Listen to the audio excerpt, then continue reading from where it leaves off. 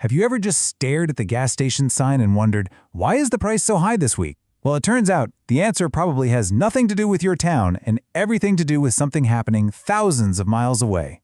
So today, we're going to unravel that whole mystery. Let's connect the dots and see how drama on the world stage ends up hitting you right in the wallet. Okay, so to make this super simple, we're going to stick with one big idea for this whole explainer: cookies. Seriously, think of oil, gas, all of it as the ingredients you need for baking.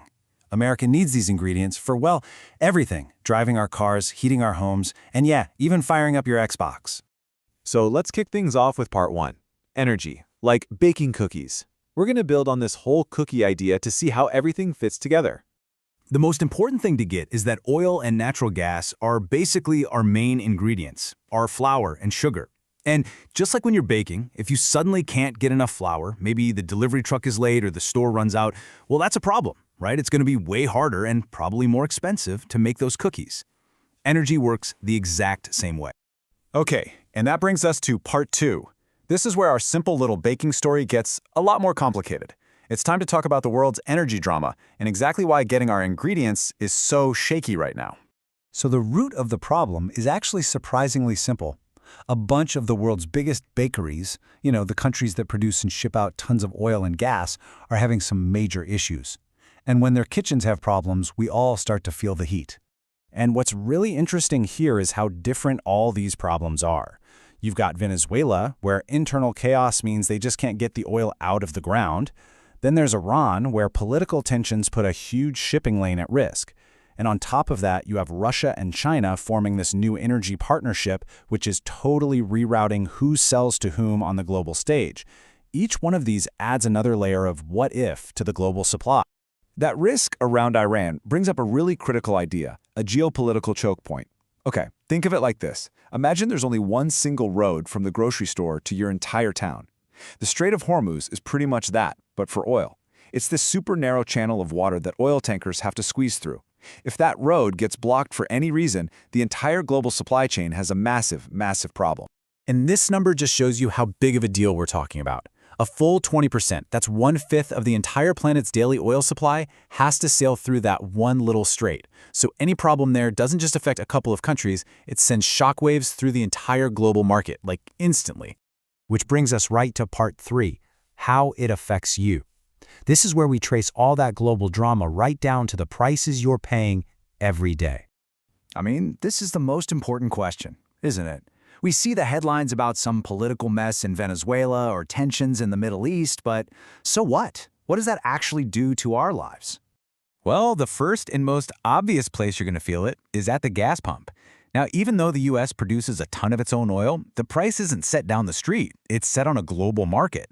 So when the world's supply gets shaky from all that drama we just talked about, the global price goes up for everyone. And yep, that means we all pay more to fill up our tanks. But it's not just about your car. There are actually two different ways you feel the pinch. The price at the pump? That's all tied to the global supply of oil. But the price on your utility bill, for heat and electricity, that's a different story. It's being driven up by huge international demand for America's natural gas. We export a lot of it, so when the rest of the world wants more, our prices here at home go up too. But here's an unexpected twist in all this, kind of like a silver lining. When the ingredients for the old way of doing things, fossil fuels, get super expensive and unreliable, it makes everyone start looking for a better recipe. This chaos is actually speeding up the switch to more stable, homegrown energy like solar and wind. So where does all this leave us? Well, in part 4, we're going to look at what the experts are predicting. They've basically mapped out 3 possible futures for the energy market. Okay, this chart lays it all out pretty clearly. We're looking at the price for a barrel of oil here. On one end, you have the calm down. That's the best case, where things cool off and prices drop. On the other end is the storm, the worst case, where a real crisis sends prices through the roof. But look at that one in the middle, the bumpy road. That's where most experts are putting their money. And this chart really drives that point home. See that big slice, the bumpy road, where we just keep seeing prices jump around, is seen as having a 50 to 60% chance of happening. That kind of tells you we should probably get used to things being a little unpredictable for a while a full-blown crisis, the storm, is still pretty unlikely. All right, for our last section, let's zoom out and look at the bigger picture. What are the main things we should really be taking away from all of this? So, If you remember just 3 things, make it these. First, the world is way more connected than we think. A problem in one country can hit everyone's wallet. Second, all this instability is just pushing America harder and faster towards energy independence. And third, just like that silver lining we talked about, this chaos is actually hitting the fast forward button on the switch to renewable energy. And that leaves us with a really fascinating final thought. We always think of global chaos as just a bad thing, right?